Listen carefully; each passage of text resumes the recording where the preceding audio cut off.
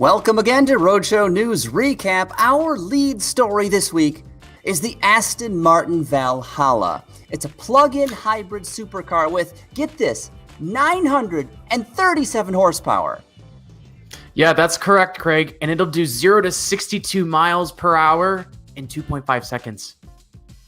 Insane. That's incredibly quick. But that's not the only thing we're going to be talking about this week. We've got the new Hyundai Elantra N. Sean will tell us about some changes that are coming to the F1 race cars. And then there's also a new episode of the Grand Tour coming to Amazon, which looks great, I might add. And we will have a big announcement about the show that's coming next week, so make sure you stay tuned for that. But first, Aston Martin, the Valhalla. What a wild-looking machine. It's been a long time in the works, Sean. Yeah, this has been a really long time. And just as we were, talking about what we wanted to chat about this week, I was just thinking, I'm like, this car maybe almost didn't exist just because Aston Martin's had so many troubles and financial issues in the past, 5 years or so, longer than that, but in more modern times. So it really seemed like this supercar may have been on the chopping block. And all of a sudden Aston Martin's like, just kidding. Here it is. Lick it, send it. Yeah. Yeah. And what a car it is. I mean, why don't we've got a bunch of specs in the rundown here. Why don't we start with the styling though? What's your take on this? What do you think of the looks, Sean? I think it's a very, very good looking car. I actually think it looks better than the concept they showed us when they originally said we're going to have a family of mid-engine supercars. And I think this final design is better. I think the rear's been shaped up better. I love the lines back there. Aston Martin's been doing those really cool things with like the three-dimensional brake light pieces for a while now with some one-off cars. That's really cool. But the front is actually what I really like. And I think that's what people will dislike the most about it is because it looks like designers tried really hard to make the traditional Aston Martin face fit on this car. But I think it works really well. And I think it looks so different compared to all the slanty, angled, angry-eyed supercars you see today. Mostly from Italy, of course. But yeah, I think this is a very attractive car. I'm not as sold on the front end as you are. I think it's a very valid argument that they tried to shoehorn the traditional Aston Martin grille on the front. And I don't know that they fully succeeded because it looks too wide for the car. Like it should have been like a third smaller, a third narrower, I think. But it's still a very attractive vehicle. I love those center exhaust outlets at the back. Very cool touch. And I particularly like those giant curving front fenders. They're sort of teardrop shaped, and they just give the car this sort of leaning forward stance. And look at that right there. Very pretty. Kind of reminds me of a McLaren, but less weird, less like a Star Wars spaceship and more like a car. Yeah, I actually said when we first saw this that I get major like 1990s Jaguar supercar vibes from it. Like not necessarily the XJ220, more the 15 that we saw previously. I think that one's awesome. Maybe nostalgia's tugging a little bit. Craig, do you have to pick that up? I don't. It's. I'm sure it's another prank call about either an extended warranty. Or, something about they've been trying FBI to reach you about your new number. car warranty. I know, my new car warranty that's been out of warranty for several years now. So they're a little bit late. Anyway, but no, I just think overall for me with this vehicle, I think nostalgia kind of tugs at my heartstrings a little bit because I'm reminded of some 1990s supercars, which I hold very fondly. This kind of invokes some of that. So, everyone will have an opinion, but aside from the nostalgia factor, I think this is a very good looking car. I couldn't agree more. The vehicle was supposed to have a twin-turbo V6 that Aston Martin developed in-house, but which would be sort of a throwback to 90s supercars, the Acura NSX, right? And instead, it's got a 4-liter twin-turbocharged V8 with a flat plane crankshaft. We don't know for certain, but it's pretty likely sourced from Mercedes-AMG, and the engine on its own, they claim it delivers 740 horsepower and then drives the rear wheels. So plenty of horsepower from just the engine itself, but the car also has an electric motor up front and then another one at the back, so that should give you all-wheel drive. And as I mentioned a minute ago, 937 horsepower. That's a lot of horsepowers. Yeah. Like a lot. Total. Yeah, total. That is a huge number. So, I mean, this is like proper supercar territory. Like this is Aston Martin's not messing around with this. And like you alluded to, they didn't fully come out and say that this has, an AMG engine, but it's absolutely almost certain that they're borrowing this from the AMG GT kind of thing. So it's going to be one bat out of hell kind of engine when you punch this thing, especially augmented with electric power, which is going to give you, like you said, some all-wheel drive traction and instantaneous torque. So, I mean, this is just going to be a bonkers car with a stupendous exhaust note at that. Yes, because V8. In a world of downsized 4 cylinders and silent electric cars, you get a V8, it's going to sound great. The Valhalla laughs in your face. Yes, exactly. 738 pounds of torque all in. So again, lots of output there from this powertrain. There's also an 8-speed dual clutch transmission, though curiously, the gearbox does not have a reverse gear. The car is going to have electric power for reverse, which is a clever engineering solution because then you can leave out the extra components that you would normally have to include, reduce complexity, lower the weight, and just have a better solution all around for something that is this high performance. So very clever engineering there. 0 to 60, 2.5 seconds. That's properly quick. Yeah. I always, whenever we talk about 0 to 60 times these days, like sometimes you see like an M3 or something, or even like the new BRZ or 86, and they have like 0 to 60 times that would have been like supercar territory like 25 years ago, 20 years ago, maybe 15 years ago. It is just it's like mad how crazy modern cars, how fast they can go. And that's a lot of words to say that this car is really fast, everybody. But it's just, when you think about it, put it into some perspective, it's crazy. Yeah. 217 mile an hour top speed, and they're estimating a Nürburgring lap time of 6.5 minutes, which should be a new world record. Although 2.5 seconds to 60 is a good bit slower than a Model S Plaid. Don't those crack 2 seconds? Yeah, I believe, if I remember correctly, I don't have that off the top of my head. But yeah. I want to say it's sub 2 seconds is what they had claimed before, but everybody should ask Craig to pronounce Nürburgring Nordschleife because he has an excellent fake German accent. Nürburgring Nordschleife. There you go. See, that was excellent. There you go. Absolutely. Well, thank you. I'm glad you appreciate it. You're welcome. But the one thing that's funny about this car that we had to point out was it is a plug-in hybrid. So you have the benefits of electrification there. It's going to be inherently more efficient, but don't think you're driving this car very far on just electric power, because Craig, why don't you tell the nice people just how far this Aston Martin goes on battery power? You ready? Just 9 miles.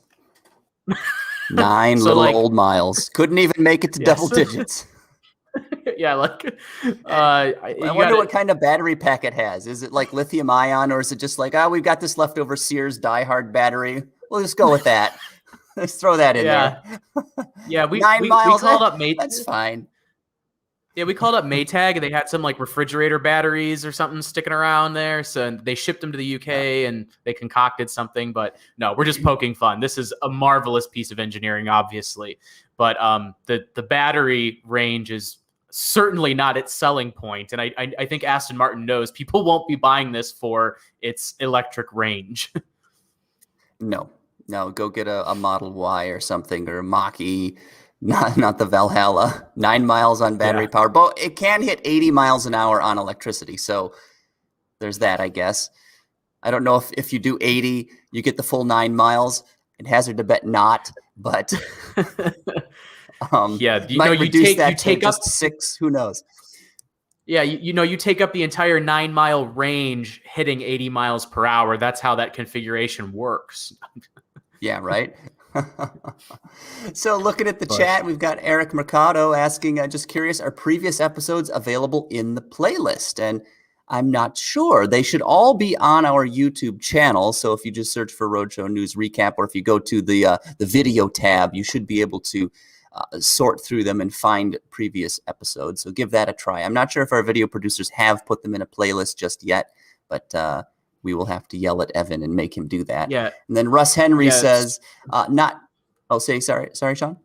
No, I was just going to say, Eric, just don't watch the one on the GV70. That was a technical disaster. We had connectivity problems. Yeah. I will never forget that episode.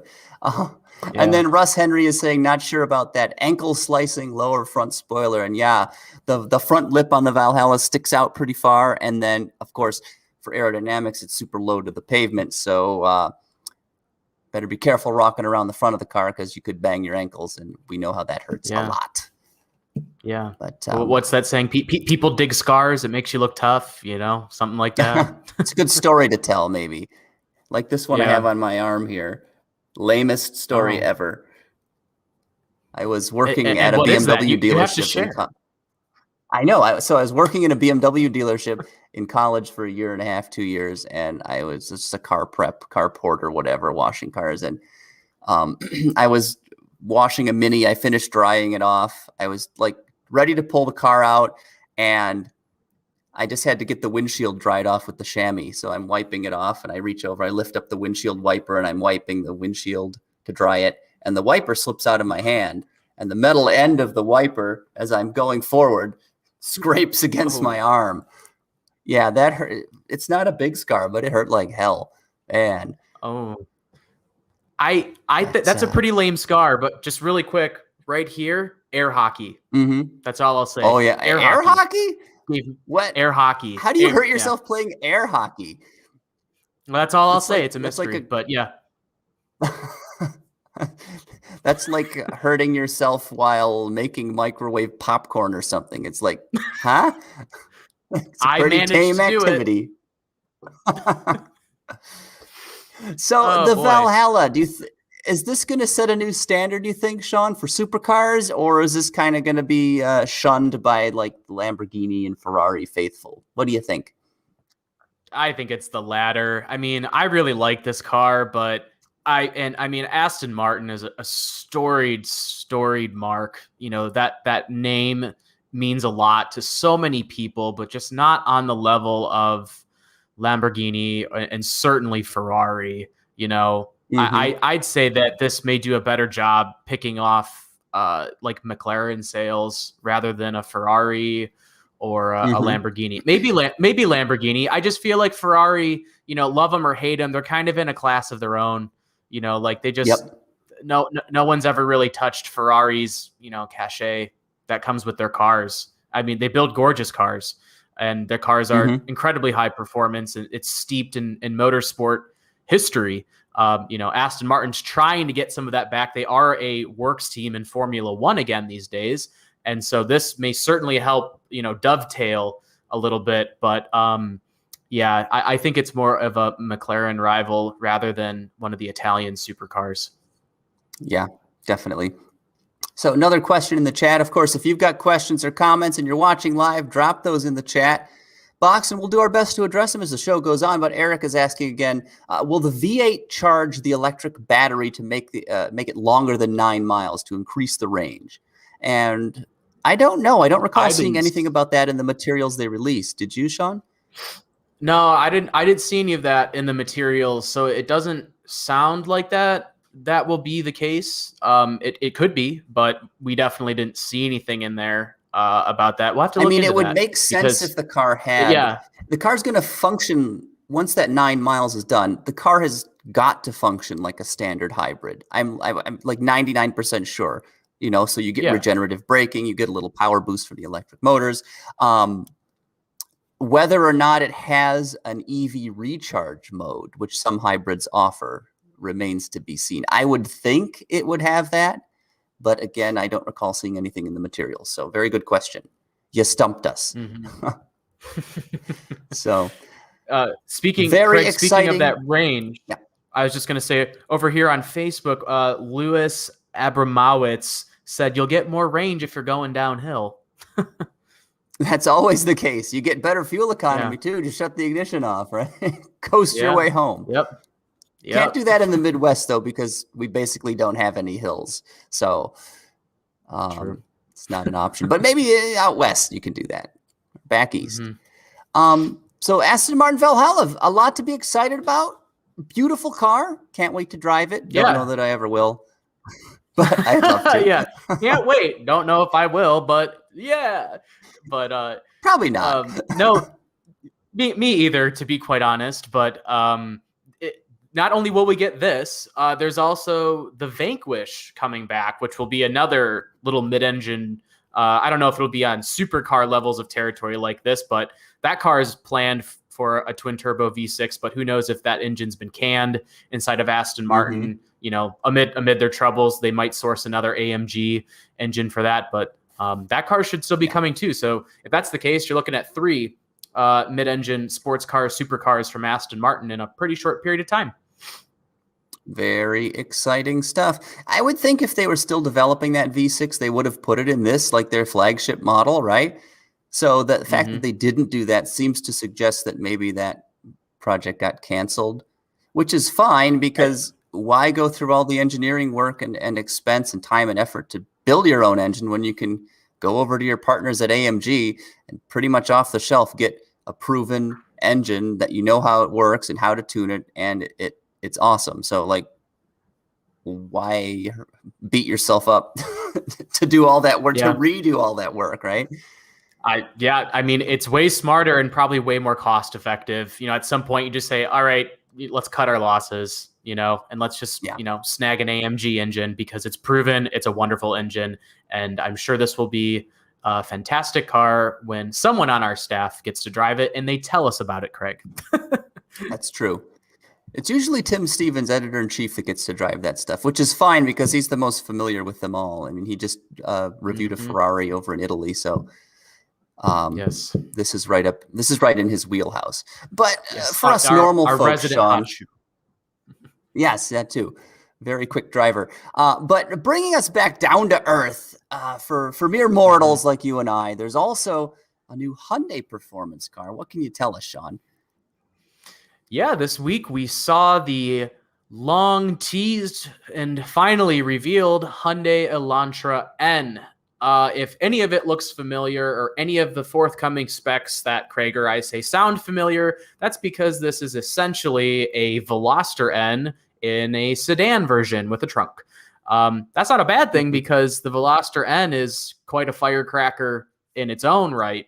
Our managing editor, Steve Ewing, actually drove a prototype version of this Elantra N, I believe last year, and reported back saying it's fantastic. It is like a firecracker kind of thing. But this has a 2-liter turbocharged inline 4, 276 horsepower, 289 pound-feet of torque. It is front-wheel drive, but it does have a limited slip differential, Craig, and it gets a 6-speed manual transmission as standard. Well, if it's anything like the Veloster N, it's going to be pretty awesome to drive, because that is a hoot and a half, that little hot hatch. And because it's got the exhaust, the dual mode exhaust. You can uncork that. Very engaging dynamics. You can get a manual transmission. I mean, that's an endangered species these days. So yeah, it's great to see Hyundai sort of taking those core components and extending them out to other vehicles in its range. So very excited to see that. I wish they'd put that drivetrain in the upcoming Santa Cruz truck, because that would be pretty sweet. I'd do that. Maybe you just like dove into Hyundai's crystal ball. Maybe they will do that. I could definitely see them doing like a Santa Cruz N. That sounds like something they would do. That's just my opinion. I know nothing about that, so don't take that as like fact. But you could be the Santa Cruzin'. Santa Cruzin', yeah. What was that arcade game at like bowling alleys? Cruisin' World. That was a great game. Yes. And didn't they make like an N64 version that was horrible? Yeah. It was crappy. Yeah. Like, I know you play a lot of games, Sean, and I assume you play a lot of racing games, right? Yeah, I do. You don't have to be I have no life at home. But I was going to say, I am horrible at racing games. The only one I can play well at all is Mario Kart. But if it's no matter any other game, instant loss, horrible. Really? Oh, yes. No, I get pretty competitive. Like, you have no feel for what's happening. You can't, like, it's a controller. You have no sense of feel or speed or what's going on. It's just, it's not good. Yeah, you definitely have to like like learn a turtle the shell. Yeah. But give me a turtle shell and the ability to slide and jump, then it's a whole different story. Yeah. As long as I get Toad. Yeah, Toad. Yeah, he's good. But you stick to Mario Kart then. I enjoy myself some Gran Turismo. You know, I'm a Gran Turismo fanboy more than a Forza person, personally. Don't hate on me for that. I appreciate Forza, but Gran Turismo's better. But anyway, back to this lovely Hyundai. Yes. If you don't want that 6-speed manual, there is an 8-speed dual clutch offered. That's also in the Veloster N. And by the way, I forgot to mention that the 6-speed does have automatic rev matching. So that's pretty cool. So you can just kind of flick through the gears. I remember the first time I drove a car with rev matching, and it was like wild because I'm like, wow, I could never downshift this great. Anyway, this car, heel and towing is hard. Oh yeah, don't ask me to heel and tow. I can't. My feet are too wide. I could never be a race car driver. We'll leave that to Tim Stevens. It'll do 0 to 60 in 5.3. Oh yeah, John. Yeah, John. He's quick and a fellow S2000 friend. Heck yeah, we have great cars. The Elantra N will do 0 to 60 in 5.3 seconds, and its top speed is 155 miles per hour. So this is like a proper little sports sedan. Like, this sounds like a better Honda Civic Si. I'm not sure if this is more like Type R levels of performance, but the Veloster N is really the Civic Type R rival, just because they're both hatchbacks. Hopefully Honda does something good with the new Civic Si, because I think the Elantra N could walk all over it, because the outgoing Civic Si, you know, I love my Hondas, but it's just kind of okay. Like, it's good, you know, but it's like no drama or anything like that. You know, in slow car fast situations, you want a little bit of drama. But aside from that, you're looking at a stiffer suspension, a quicker steering ratio, various driving modes to suit whatever you want to do in your new Elantra N once you leave the dealership and you've insured it, and hopefully nothing to make insurance premiums go up in that vehicle. But it looks really good. I've seen the standard Elantra in person. It's a good looking design. I say it's time appropriate, not timeless. And Craig, I know you're not a big fan of this design. It's I love some of Hyundai's recent work. They're doing some distinctive vehicles that are extremely eye-catching and genuinely handsome. But this Elantra's body that's sort of like machete hacked or diamond faceted, whatever you want to call it, I don't think it's going to look very good in about 5 years. It's what did you say, Sean? It's of the time, not timeless. I say time appropriate, not timeless. That's it. Yeah, and I couldn't say it better because that applies perfectly. This looks good now, but a few years down the road, I don't know. But because you look at something like a Volkswagen Passat or a Volkswagen Jetta, very clean, very simple, kind of not quite minimalist, but there's just not a lot there. But those cars are Mhm. going to look good 20 years from now, 30 years from now, because they're just simple, they're clean. The designers knew when to stop, to put the pencil down, and just sort of walk away. I don't think Yeah, Hyundai, at least they've forgotten that lesson if they ever knew it, right? And we get a car like the right. Elantra, which looks okay now. There's a lot going on, but as times change, it's going to get pretty dated, I think. I have to agree. I mean, it's not a bad looking car. I think it looks cool. I think it looks way better in person than it does in photos. Personally, especially from the rear and like the rear quarter angle, there's some really cool lines that they've done, and I'm always mesmerized that these lines get pushed to production because for every crease that's in there, some engineer is like, "Oh my God, we have to make a die to stamp this somehow." It's really Yeah. wild to see that stuff make it to production, but it's probably going to start around $35,000.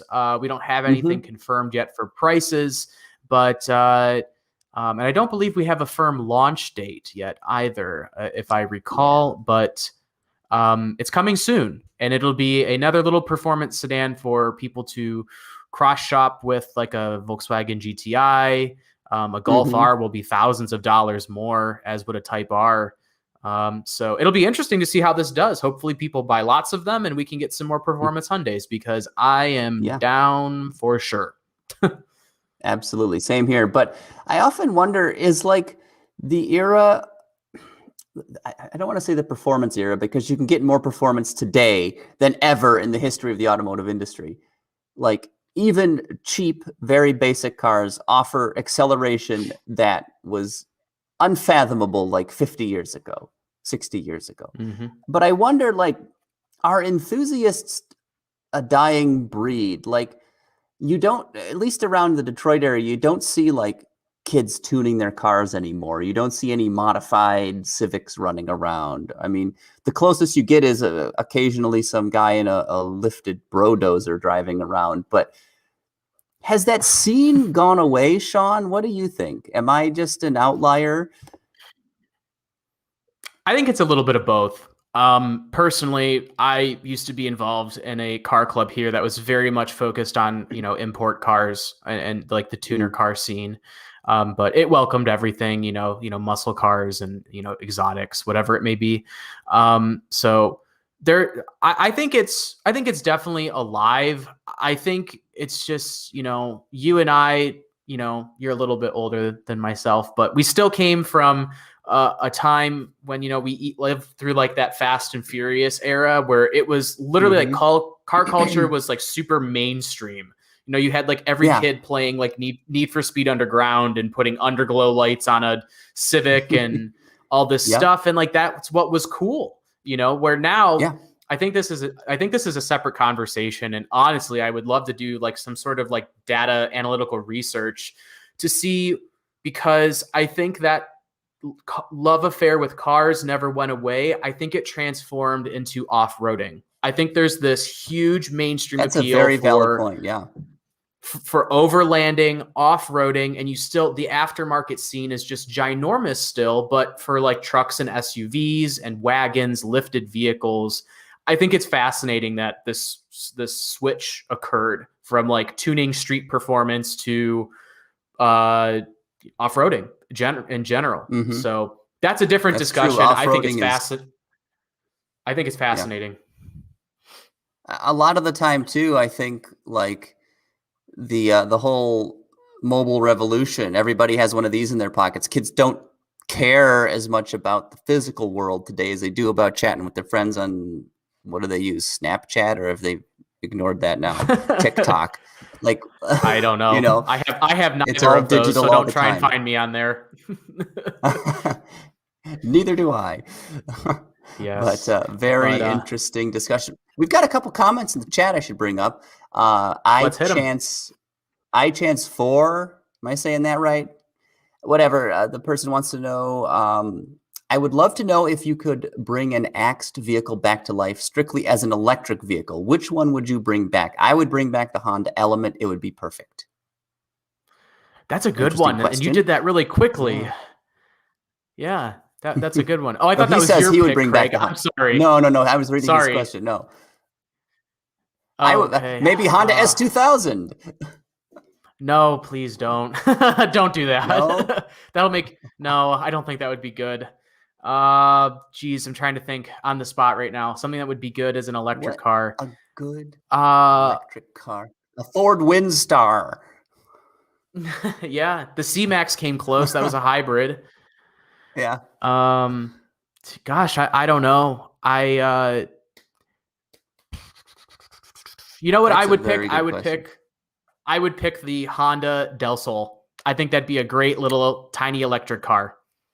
Little runabout thing. Yeah. That sporty, but not too sporty, right?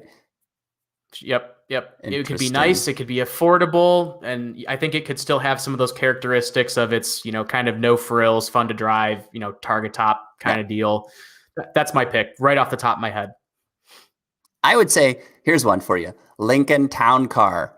Bring it back as like a flagship caliber sedan, like Cadillac is doing with the Celestique, however you feel like pronouncing it. It's going to be a big 4-door, comfortable, imposing design. Bring that back to Lincoln as a town car, relaunch it. I think people might really like that. Make it like a Rolls-Royce Phantom, but for like 1/3 the price and all electric. Yeah. There you go, Lincoln. Get to it. Let's go. And funeral homes will love it because I don't know what they're going to drive. That's true. That's true. Couple more. We got a couple more quick questions in the chat too. Eric Mercado was asking, is anything for the Corolla that will compete with the Civic Type R or Elantra N? Not that I'm aware of. They have the Apex Edition model, which is, well, it's kind of depressing. It's like wheels and tires, and that's it.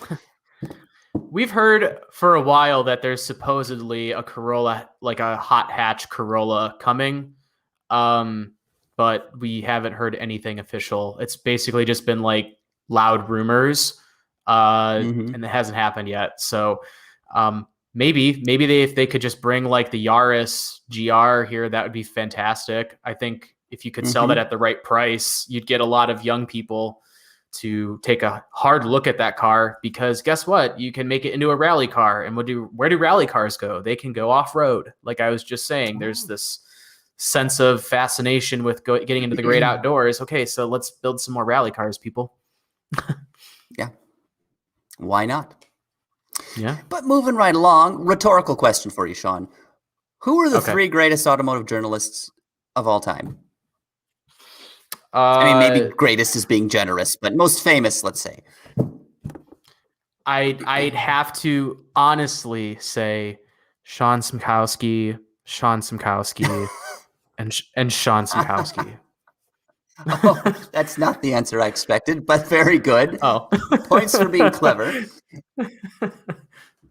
No. Definitely. I know who you're referring to because it's 3 British dudes who basically everyone who knows cars knows about, and that'd be Richard Hammond, James May, and Jeremy Clarkson. Yep, because the Grand Tour is back later this month with another special episode. So they released the trailer for this week. It's called Lochdown.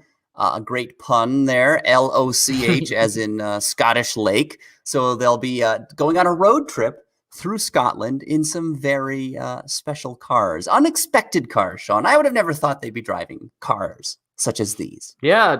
They're hitting the road in some 1970s, and everyone, I asked Craig, because I'm like, what's a good term for 1970s American luxury cars? I messaged him on our Slack here, and he's just like, Luxo barges. And I said, that's perfect. American Luxo barges, we're talking 70s. Lincoln Continental is in this special, a Cadillac DeVille, and the Buick Riviera. I mean, just ginormous, elongated cars that they're driving around, twisty, turny, tight in European tiny roads, Europe. which, yes, yeah, that should be entertaining in itself, aside from whatever else is planned in this special. And we have the trailer on the roadshow.com. You can find that there. But it looks fun, as these always do. I'll watch it just because it's entertaining. Craig, I echoed a thought you said that perhaps it's getting a little bit old because we've seen this, so many times. But yes, at this point, you just like to see these three guys together again because they're fun. It's a good time. Mm-hmm.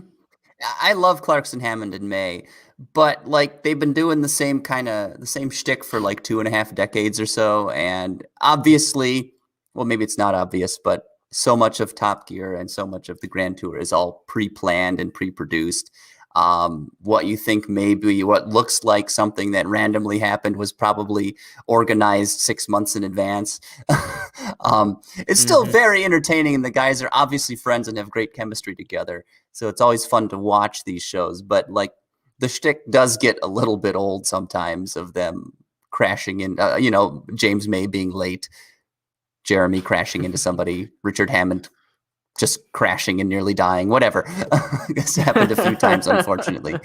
But regardless, I'll be watching this once it comes out. I believe it's the end of the month is when they will launch this. Yeah, so, the 30th, I believe, is the date. Yeah, and a great name, Lochdown, Loch, like pandemic lockdown. That's pretty clever. I gotta tip my hat to that. Yeah, so, I have to check and see, because I miss old Top Gear. I have to see if it's included with Amazon Prime, because I have that, and it used to be on Netflix, and it's not anymore. So I got to find a way to watch some old Top Gear for nostalgia's sake. If anyone knows if that's on YouTube, if anyone knows that's on Amazon Prime, tell me. I guess I could go look, but it just popped in my head. It's good. It's good. So they'll be driving these crazy American cars on terrifying narrow roads in Scotland, and then apparently also on a track, which is even scarier because Luxo barges don't exactly handle like a Miata. But looking forward very much to seeing this. And of course, if you want more information on this particular story or any of the other topics we talk about on Roadshow News Recap, swing on over to our website, theroadshow.com. You can go there or hit the links that are located in the description box below. Very easy to find extra info on all of today's topics. And the last topic we've got, Sean, something about F1 cars. And I'm just going to throw this ball in your court because I have no idea what any of this is. I don't follow racing and I don't much care. So I'm going to slide back and kick up my feet. He's gonna sip on his water glass that he has just off to the side that you all can't see. He stays hydrated. It's my big ice cream. Told you. It's got little popsicles all over it, but hydrated. Gotta stay hydrated. Yeah, absolutely.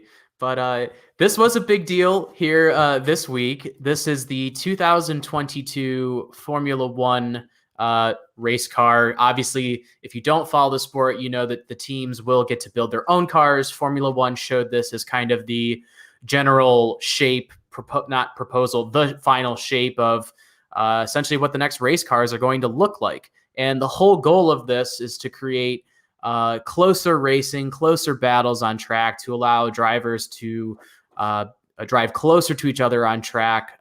If you are an F1 fan now or casual, sometimes you'll see these cars can't follow too closely together just because of aerodynamics and stuff like that. So it's difficult to overtake sometimes at some racetracks. So basically, this is a huge aerodynamic overhaul of this car.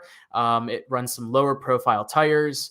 The wheel caps are back, actually, and I think they look like they're from a 1980s C4 Corvette, and I can't unsee that. But they do look cool. I think the car looks really good. I think it's a nice mix of modern, and there are some cute throwback cues going on there. That front wing is giant. That is massive. Surely it's made from carbon fiber, so when the pit crews have to pick it up, they could pick it up with like 3 fingers or something like that. But wow, that is large. But that was a exciting thing. this weekend. The man behind all of this, Evan Miller, does do a bit of Formula One, and I'm sad to say he's a Ferrari fan and he's not rooting for Red Bull. Is being a Ferrari fan just like the basic choice, like the easy choice, or what? Because I know nothing. I admit it. I know absolutely nothing about this. He says in our private chat, no. No. He's passionate about the red, the Tifosi. He's part of the Tifosi. But no, he says Mercedes is like the New York Yankees, Mercedes AMG in Formula One. that I think is a good comparison. But overall, again, this car, it's supposed to be simpler, a little bit more compact, minimize. It's supposed to keep the dirty air away from other race cars, toss it somewhere else so that you can follow closer. There's more clean air. And a fun fact that Amazon Web Services shared, they helped develop these cars with their cloud computing platforms and stuff like that. Work started on this new car in 2017. They said if you were just doing what they did in their fancy schmancy computers and software, it would have taken 471 years on today's standard laptop. But they did it in, these cars were actually supposed to be ready in 2020, but the pandemic pushed it. So these cars should have been racing this year. So they did it in about 3.5 years. So that's pretty crazy. What? Question, Sean, why do all the cars have to be the same, right? That seems like, shouldn't the goal be get around the track the fastest, you figure out how to do it? Yeah, it's a very good question. And actually, I've seen a lot of backlash to this design because a lot of people think it's moving in the direction of a spec series because there are more standardized parts with this new design that teams won't be able to modify or throw millions of dollars at to gain a competitive edge. Essentially, Formula One became super, super expensive for so many teams, and teams started to drop out. It was, losing ground very quickly. There are now budget caps in place. Teams can no longer toss unlimited resources at a particular part to continuously upgrade throughout a season. So it's supposed to level the playing field a little bit more because, if you want to go racing, that costs a lot of money. And naturally, a company like Ferrari or Mercedes AMG has enormous resources compared to, unfortunately, Haas, who just doesn't have nearly as many resources and runs in Formula One. So I understand. I think there's a balance you have to find. With this car, teams will still build their own cars, and they can change, various parts on this. It's not going to look exactly like that. That big fat nose in the front, for example, that's not standardized or anything like that. Teams can tweak that if they find different aerodynamic benefits, but it's almost like you have your playing field, the level playing field, and then teams are free to find a way to, just cut above the competition. There have been so many bans from the FIA on things. They're just no, you can't do that any longer. Look up Mercedes AMG DAS, the DAS system that they ran in 2020. If anyone's curious, that was a novel concept, incredible concept, and it's now banned. What's the gist of it? Essentially, the drivers could pull on the steering wheel and it would yank the tires around, and it would help them warm the tires up quicker. So if you're doing that before you do a qualifying lap, you got more heat in your tires, they could go faster. And the FIA was no, you can't do that anymore. But the engineers were clever. You came up with a clever innovation that helps significantly, but we're going to ban it because that makes sense. Yeah. I would, if I were an F1. Oh, go ahead. Sorry. No, I was just going to say, there are people just like you who say, throw as much as you can at it and just come up with some really wild concepts. And I think that's cool. But at the same time, at the end of the day, it's an enterprise. They're there to put on a show. They have fans who want to watch good racing, and if you have one team with millions of dollars just decimating Mercedes AMG for the past multiple years, then things can get a little bit stale. If I were running a team, I would build a car with horrible aerodynamics aerodynamics that are so bad it screwed everybody else up. So you had like there would be no clean air. It'd be like the slipstream of an A380, so that like nobody else could drive. It would be wonderful. Be the opposite There you go. approach. Craig Cole Motorsports Racing. Yep. There you go. Just ruin it for everyone. Oh, but Craig Cole doesn't ruin much of anything else. He would just ruin motorsports. But yeah, that's the down low on those new cars. Yeah, Sean, that's it's a thrilling story. Just I'm riveted. Craig Cole is so excited. He couldn't be happier. Yes, I couldn't be. It's true. And I'm happy because it's the weekend and we're about to be done working for the next couple days. Yes. So I reckon it's just about quitting time, Sean. I would agree with that 100%. Unless you said there might be someone who had a quick question. Did I? No, I thought you were going that way. Well, then there you go. No. That's it. You spoiled my segue, Sean. I'm good at that. It's fine. Try again. It's fine. We forgive you. So, yeah, Sean, thank you so much for your time and your expertise. And, of course, we need to thank Evan Miller, our video producer, the man that makes this show possible, brings it to you live on the interwebs. Evan, thank you so much. You going to switch to a shot of yourself this week or no? You don't have the dog queued up to pop up? I guess not. He's not doing anything. So that's disappointing. But thank you all. I know. Thank you all so much for watching the live broadcast here of Roadshow News Recap, where we dissect and discuss the most important automotive stories of the past week. And you can join us for the live broadcast nearly every Friday at 3 p.m. Eastern, right here on the Roadshow YouTube channel or on Facebook. And just a reminder that next week we will have a big announcement, so make sure you tune in to check that out. It's an important programming note. That's all I'm going to say for right now. Stick around, give it a watch. I think it'll be good for you and the show.